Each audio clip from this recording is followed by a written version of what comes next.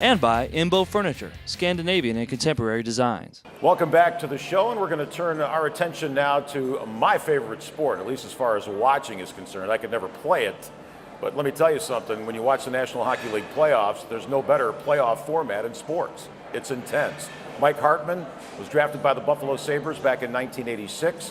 By 1994, he won a Stanley Cup with the New York Rangers and actually finished his career in Charlotte with a season with the Checkers. Mike Hartman joins us. Mike, nice to see you. Great to be here. Talk about recently, I grew up in Buffalo.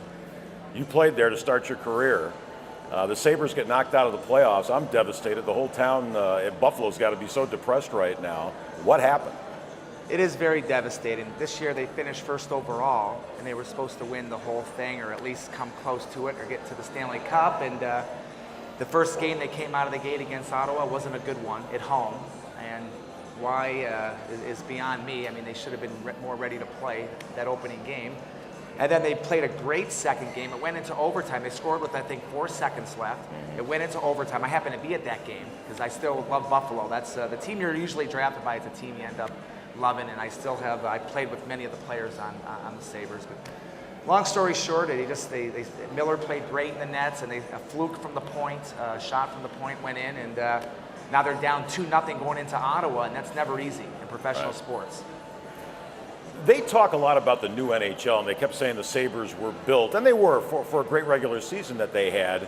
And when I'm talking fans, if you don't know what the new NHL is, they took out the red line. There were 2-line passes allowed. A lot more strict on the penalties called for obstruction and interference, more power plays. They limited the goaltenders to how far they could move out of the crease. Yet, you watch these playoff games, 2-1, 1-0. Detroit and Anaheim the other day, it's 1-0 until late in the game. Why is it so defense-oriented in the playoffs? Well, they talk about the new NHL, and I love the new NHL because back when I was playing, it would have been a lot easier because the old NHL, if you're a defenseman, you're allowed to tie that player up before they cross the line, so you can get in front of him and get in his way. Nowadays, you can't even touch him. So that means that puck can go deep, the defenseman's going to get crushed. So it's a little bit more, when they say the new NHL, that's what it is. By taking the red line away, the guys are so big and fast anyways, it saves time with whistles throughout the game, but I don't think it makes great long passes, but it's so hard to make a pass from the, inside the blue line and over the red line to an NHL player without a big defenseman closing the gap. That means being in the middle. So the new NHL, the biggest part of the new NHL, I believe, is the obstruction, and you're able to get away with it. You're not able to get away with things that you used to be. Years ago, they would stick a great player in front of the net or a big, strong guy, and you're able to push him and get out of the way. Now that big player can stand there, and he has more of an opportunity to put it in. But the goaltending's good. And you wonder why the games are 2-1 it's just, there's so much parity in the NHL today that I think it's so close that anybody could win the games and everyone's buckling down on defense. You grew up in Detroit, and your dad had an interesting job for a long time. He was a photographer for the Detroit Red Wings. And is this how you got your interest in being an NHL player? Well, I loved hockey from day one. I used to go to the old Olympia. That's the old stadium in Detroit. And I would go to Detroit Red Wing games. My father was friends with Mike Ilitch, who's the pizza guy. And my father asked Mike Ilitch, back then, if there was lucky Detroit was so bad, even though they're one of the original 6 teams, back then there was lucky if there was 10,000 fans in the building.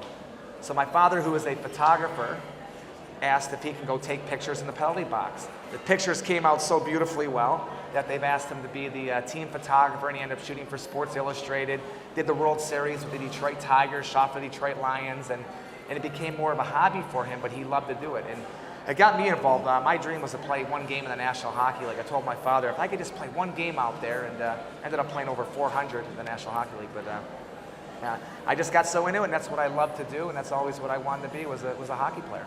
And you had to have the opportunity just to meet some of the greats in that organization in Detroit. Was Howe still around at all, or had he gone to Hartford? Now, Gordie Howe was gone, but I did meet a lot of the people within the organization, and my dream was to get drafted by them. But they never did. They said I was too small for them. They said, we'll draft you for the minors. But I ended up almost getting traded to Detroit, which I always wanted to play for the Red Wings. But at the end of my career, Scotty Bowman, who had me in Buffalo, brought me back, offered me a contract for Detroit. I played an exhibition game for the Detroit Red Wings. I played that one game in Joe Louis in front of my family for the Detroit Red Wings. And they asked me to go to Adirondack, And at 32 years old with kids, I said, you know what, it's not the best thing for me right now is to move, and I went on and pursued a career in fitness.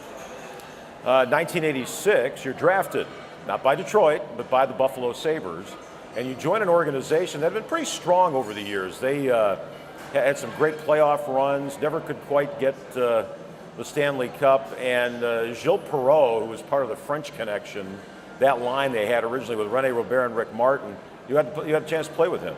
I did. Gilles Perreault was like one of my, he was like an idol growing up.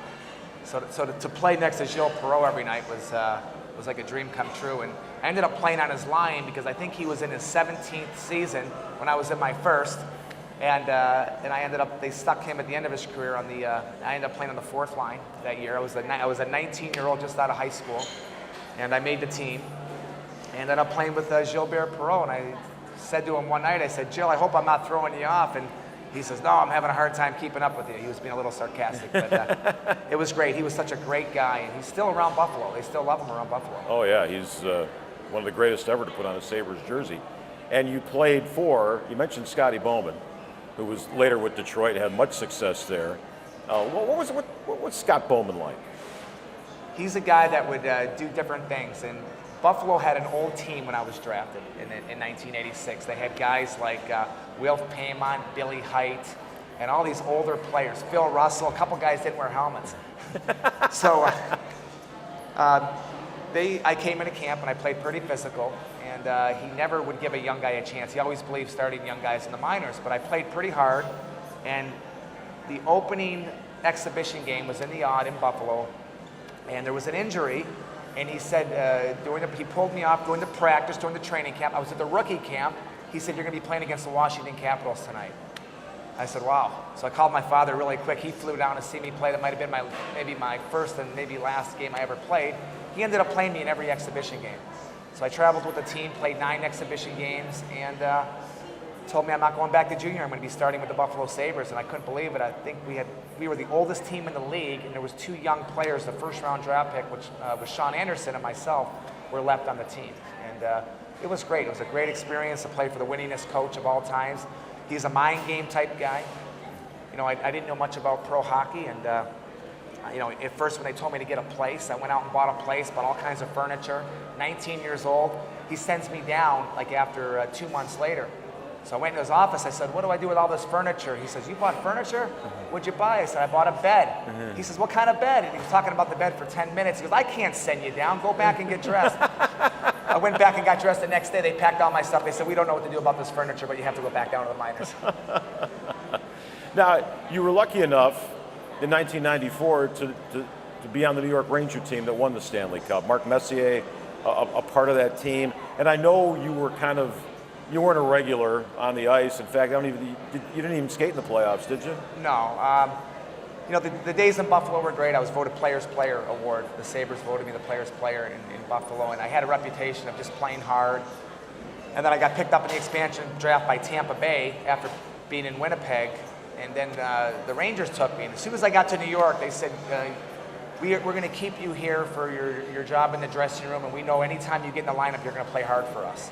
It's really, at that age, that's not really what I wanted to hear. It wasn't going to prolong my career, but that's what they wanted me to do. So every time I played, I had to go out there and give 100% and do what I could do. The other day, my son sat out like the first game of the baseball game, and he said to me, you know, Dad, I sat out. I said, you don't know what it's like to fly 6 hours and sit out. So that year I sat out a little bit, and at the end of the year, I was playing well. I had a bad Charlie horse. So there was no room for me to play in the playoffs. But on that team, on the left side, they had Greg Gilbert. He won 4 Stanley Cups with the New York Islanders. Esa Tekin won all those Stanley Cups in Edmonton. Adam Graves was our 50-goal scorer. On that team, we had Glenn Anderson, who's I think he might be a Hall of Famer that also won 5 Stanley Cups. And then there was me. I think I was a little guy there. I think I was going to say. You never want anyone to get injured, but if someone got hurt, I would have got in there. And it was just great to be a part of that championship team. It was a great experience to be around those winning guys. And they traded a lot of guys at the trade deadline, and they told me there's a bunch of teams that were interested, but they're going to keep me around just because I worked hard in the practice and try to show a positive attitude throughout the year. I wasn't negative. I did whatever I could do just to play, and that's how I made a career out of playing in the NHL. And your name is etched on the Stanley Cup. Yeah, where it says Made in China, it's right.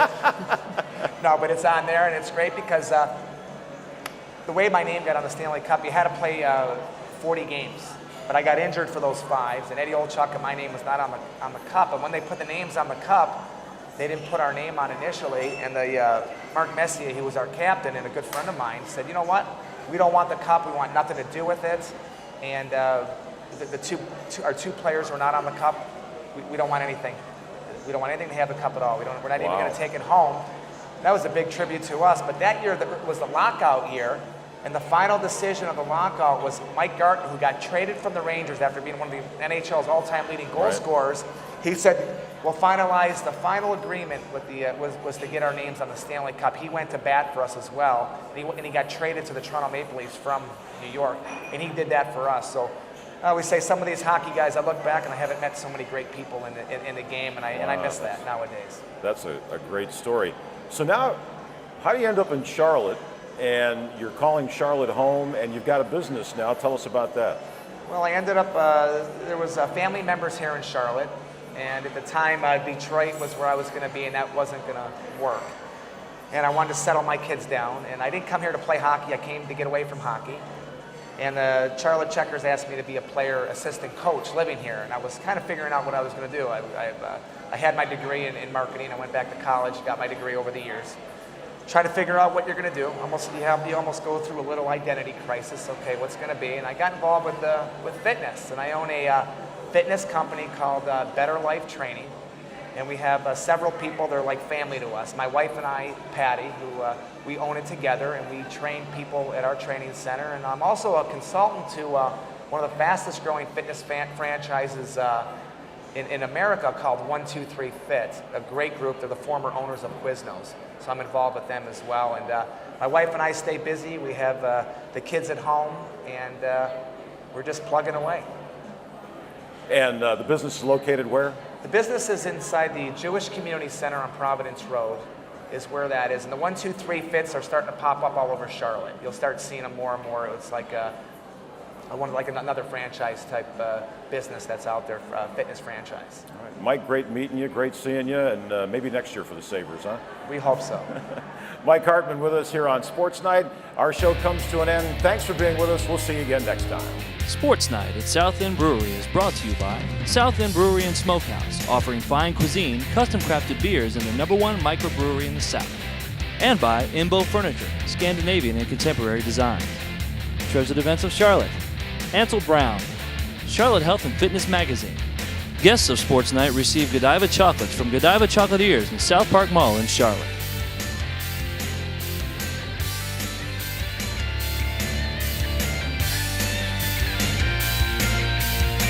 Welcome to Stressless, the recliner that lets you create your own personal comfort zone. With a smooth reclining glide system that eases your body into the perfect position for total relaxation. Plus full lumbar support and a headrest that adjusts automatically. Stressless. Relax your body, free your mind. Come, experience Stressless at Inbo Furniture in Cornelius.